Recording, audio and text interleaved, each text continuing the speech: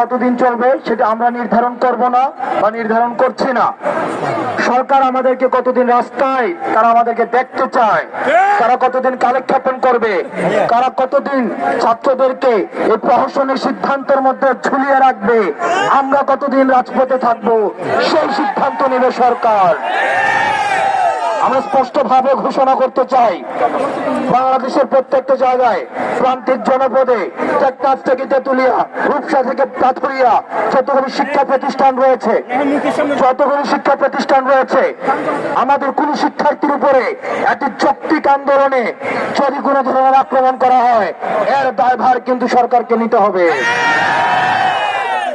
আমরা এতদিন পর্যন্ত রাস্তায় রয়েছি, আমাদের এতদিন পর্যন্ত বলা হচ্ছে এটি আদালতের সিদ্ধান্ত। গতকাল আমরা দেখলাম যারা কখনোই চাকরি করবে না, যারা কখনোই চাকরি